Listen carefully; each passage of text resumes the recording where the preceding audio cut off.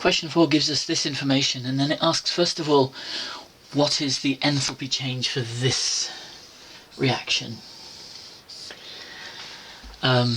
So this is where you had to know your definitions.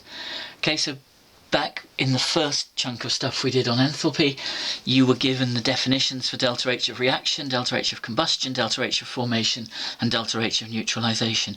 If you're unsure about what any of those means, you've got to go back, you've got to learn those things, because otherwise questions like this are going to catch you out every time.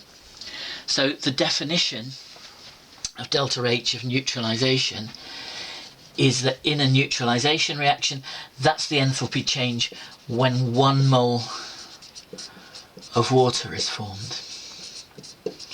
Okay, so every time 1 mole of water is formed in a reaction, that's the amount of heat that's given out.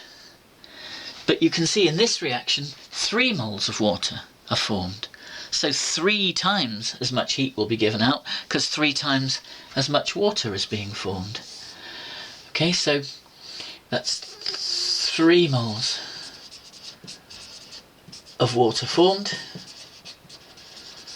which means that delta H is 3 times delta H of neutralization. Okay, because each mole of water produces 51 kilojoules. You're producing 3 moles, so it's 3 lots of 51. So that means that delta H of neutralization is equal to minus 51 times 3, which is minus 153 kilojoules per mole. Part B then invites us to use these numbers that we've got, this one that they gave us, this one that we've just worked out, and to combine them together to work out delta H for this reaction. Now this was the question that most commonly people either got wrong or just left out because they found it too difficult. So it's really important to see that this one is not actually all that hard, but you need to sort of have the confidence in using Hess's law to see how to do it. So this is an important thing to follow.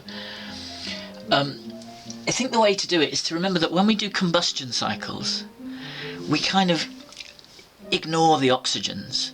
Okay, because we know that when you burn something the oxygen goes in, but we never bother balancing it in because it's a sort of unnecessary level of complication which doesn't affect the calculation. And you can treat these kind of ones in the same sort of way. So although this is the equation that we're working towards getting delta H for, we can simplify everything by just sort of focusing on the phosphorus compounds and ignoring everything else and just thinking, well, that's going to come out in the wash, as it were, in the same way that the oxygen does in the combustion cycles. So let's just do a simplified cycle, which says, right, well, we know that this is the reaction we're interested in, and it's converting P4O10 into 4 moles of Na3PO4. That's the one that we want.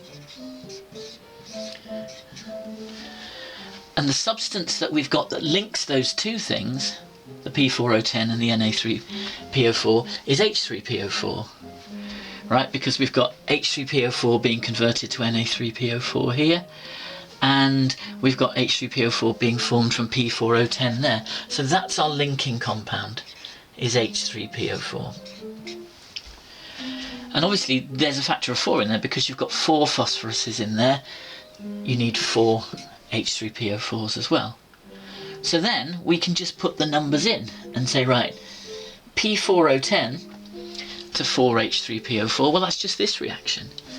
And so I'm not putting the waters in at the moment. I'll show you at the end that the waters do take care of themselves, but actually you can leave them out and just use this simplified cycle to see how it's going to work. So each mole of P4O10, if it gets converted into phosphoric acid, that's minus 177.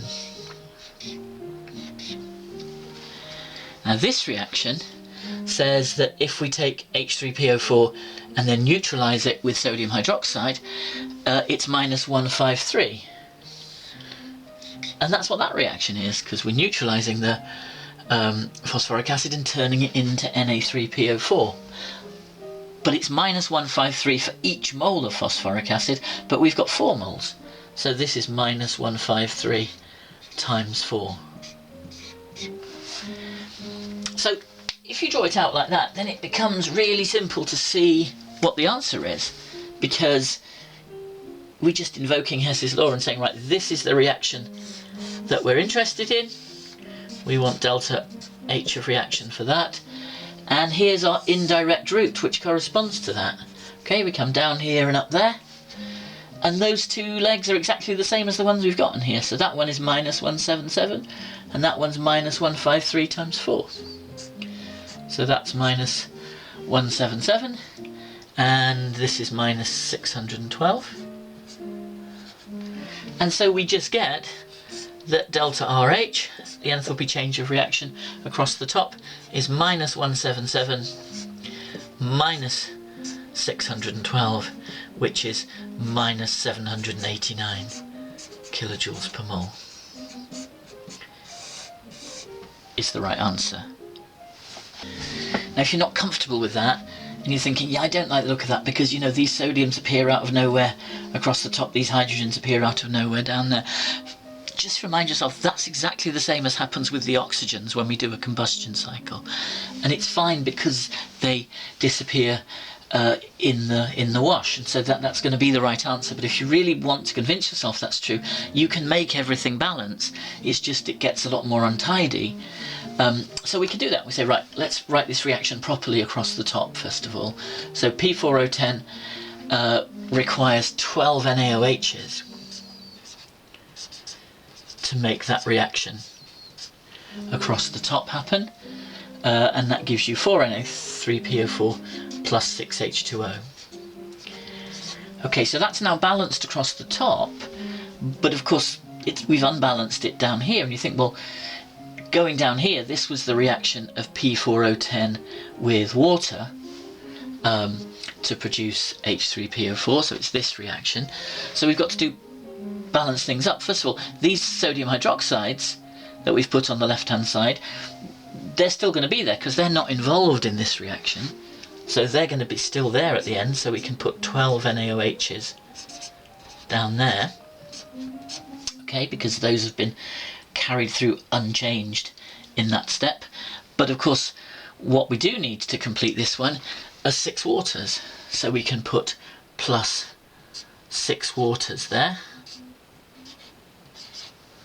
Right, because that then gives us the 6 waters that we need to complete this reaction. But those 6 waters, of course, then have to be carried across here, because otherwise we've unbalanced things again. So that means that we've got to add another 6 waters onto there, which means that instead of just 6 waters, we get 12 waters there. And if you then look at this reaction, we've got H3PO4 and sodium hydroxide, so now it's this reaction, and if you multiply that one by 4 phosphoric acids, we've got 12 NaOHs, we've got 4 Na3PO4s, we've got, and 12 H2Os we've got. So it all balances up now, but you can see that we had to do quite a lot of messing around to make sure everything balanced, and in the end it made no difference to the number.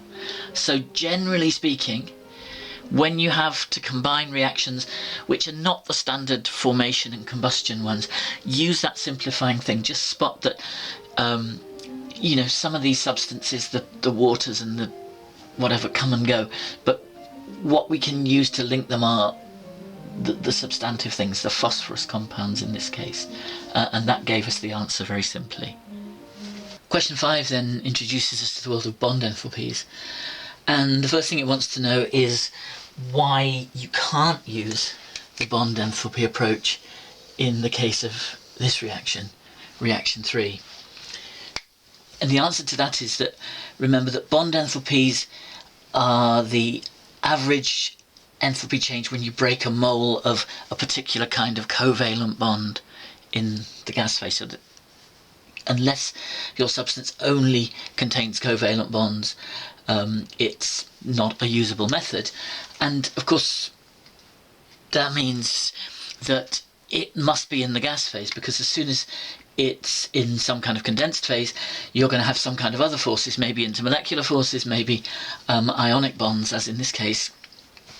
But the bottom line is that you can just apply the simple rule that bond enthalpies can only be used to calculate enthalpy changes in the gas phase, because they only account for covalent bonds being broken and formed. So the fact that that's a solid immediately tells you can't do it. So then it wants to use these numbers to find a value for the NH bond enthalpy using delta H from reaction 1 as well as these. So what we've said to you is that the sensible way to do these questions is to draw out the displayed formulae of the compounds, because that way you don't miss out bonds or miscount the numbers of bonds. So we're just going to start by rewriting that equation with displayed formulae. So ammonia becomes this, and CH3Cl becomes this,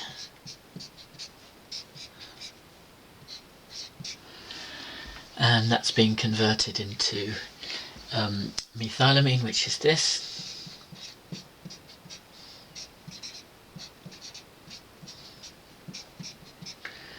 plus HCl. Okay, so it seems kind of long-winded, but the advantage of doing that is that you've got a sort of insurance policy in place then which makes sure that you don't miscount bonds. So what you then want to do is to make a separate list of all the bonds broken and then of all the bonds formed, and write down the appropriate enthalpies for those. So on this side we've got the bonds broken in the reaction because those substances are destroyed, so we break the bonds. Now you might be looking at this thinking, oh yeah, those 3 CH bonds are there at the beginning and they're still there at the end. Sorry, that should be an H, that's a misprint there. And of course you'd be right, those ones don't actually change. So you could edit them out of the process, but I wouldn't bother. I think it's easier just to take the brute force approach, because as soon as you start trying to take shortcuts, the risk is that you mess things up. So I'm just going to take the brute force approach and break all of these bonds and then form all of those ones. So we go through and we tick them off. We say, right, we've got 3 NH bonds. Okay, and that's the one that we're trying to find. So let's call that 3x, the energy that's going to be required for that. And as always, define the term you're using. So x is equal to the NH bond enthalpy in our calculation. Okay, so those are our 3 NH bonds. Then we've got 3 CH bonds. So we've got 3 CH, and CH average bond enthalpy is 413, so that's 413 times 3. And we've got a CCl bond, which is 328. So we've got 1 CCl, which is 328. And that, when we add all those together, gives us the total input of energy we need to break those bonds on the left hand side, and that comes to 1567 plus 3x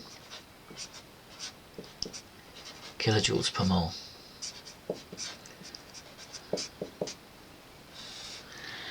Now on this side we can list all the bonds formed,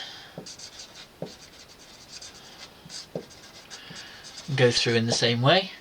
So we've got our 3 CHs, 1, 2, 3. So that's 413 times 3 again. We've got a CN, which you can see is 293. And we've got 2 NHs. And again, NH is the one we don't know. So we've got 2 NHs. So that's 2x. And we've got HCl, which is 432. So as before, we can add up the total from all of that lot, and that comes to 1964 plus 2x. So now we can write a relationship between these two sets of bond enthalpies and the delta H for reaction. Because remember that delta H comes from the difference between the energy you have to put in, so that's a positive term for breaking all of these bonds, and then the energy you get back out from forming these ones, so that'll be a negative term. So we can write our statement, which is that delta H, which is minus 11, okay, we've got that up here, is equal to plus these, because these bonds are broken, which is endothermic, so it's plus 1567 plus 3x, and then it's minus these ones, because these bonds are being formed, so you're getting energy given out. Bond forming is always exothermic, so these will be a negative contribution, so minus 1964 minus 2x. Okay, and obviously we can just combine those terms to simplify that expression, so that's equal to minus 397 plus x. Okay, so moving up here, let's just rewrite that. We've got minus 11 is equal to minus 397 plus x. Okay, so that was our delta H, and we've just written this statement down of the difference between the energy put in for breaking these bonds and the energy given back out for forming these ones. And we can just simply rearrange that and get minus 11 plus 397 is equal to x, which is plus 386 kilojoules per mole. And x, remember, is the NH bond enthalpy. So that's what we've now successfully calculated, 386 kilojoules per mole. Bond enthalpies are always positive. Remember, bond breaking is always endothermic. So if you crunch your numbers and you come up with a negative number for the bond enthalpy, something has gone wrong. Okay, but plus 386 is what you get there. Okay, so in part C, we have to calculate delta H for that reaction using these numbers in the table, as well as the one we just calculated, which I've just added onto the bottom there. So again, start out by redrawing that with displayed formulae. Ideally, I guess you would draw out 4 ammonia molecules, but if you're going to lose the will to live doing that, then you could at least draw one of them out displayed and remember that you've got 4 of them. So you've got 4 ammonias plus 3 O2s. Now, notice that I put the double bond in there. In the table you had O single bond O and O double bond O, and you had to choose the right one. So don't guess. If you're not sure, do the dot and cross diagram, work it out, realise that you have to have a double bond in order to use all the orbitals available to the O2. So O double bond O there, and then the same when you come to nitrogen. Nitrogen's in group 5, so it can take in 3 extra electrons. That means it'll form a triple bond. And again, if you're not confident about that, do the dot and cross to make it clear. So that's going to give you 2 N triple bond N there, and 6 waters, which is 6 HOH. Okay, so those are your displayed formulae, and then we can just make our lists again. So exactly the same as we did before.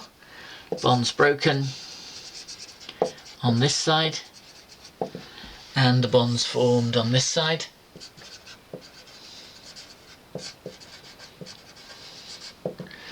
So each ammonia molecule has 1, 2, 3 NH bonds, but we've got 4 of them, so we've got 12 NH bonds. So that's 386 times 12. Oops, let's try writing that again. 386 times 12. And each oxygen has 1 O double bond O, but we've got 3 oxygens, so it's 3 O double bond O. So that's 498 times 3.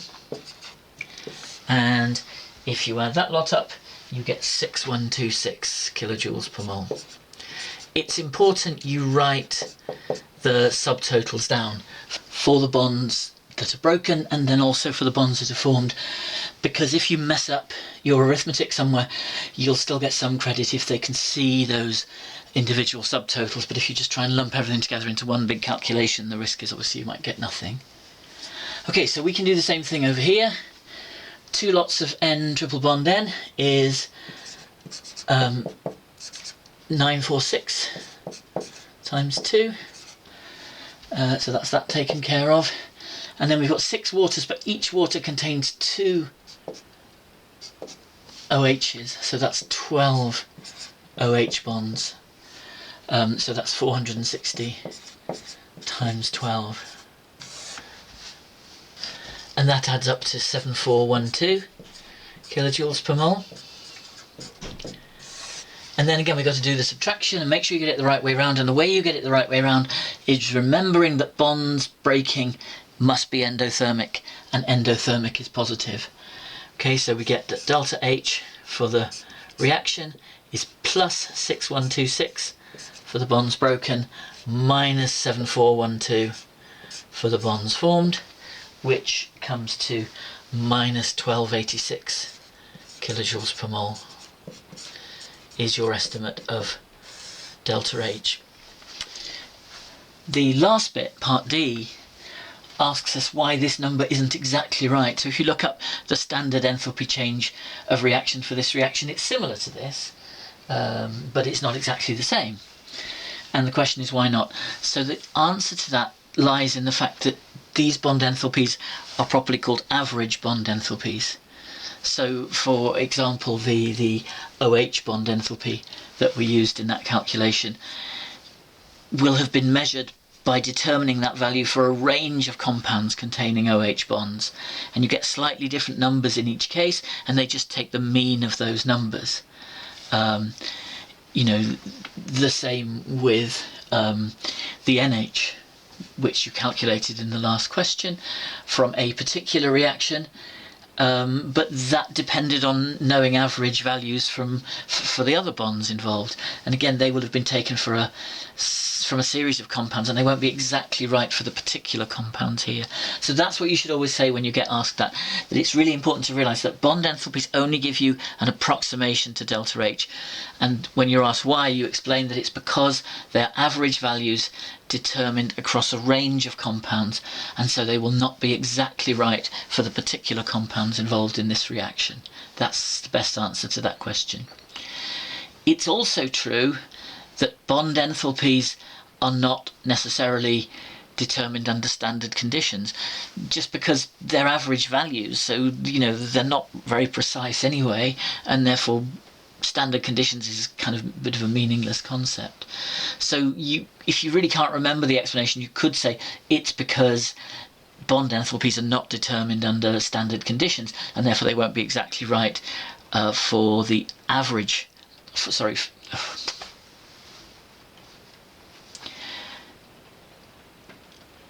if you really can't remember the bit about the average bond enthalpies, what you could say is that bond enthalpies are not determined under standard conditions, and therefore they won't give you exactly the right value for the standard enthalpy change of reaction. But that's not really the major point here. The major point is about them being averages. Some of them, of course, will be exact. You know, N triple bond N is exactly right because there is only one substance which has that, which is nitrogen, and so on. So for a few of them, they will be exactly correct, but in most cases, they'll be averages and they won't be exactly right for the particular compounds you're concerned with.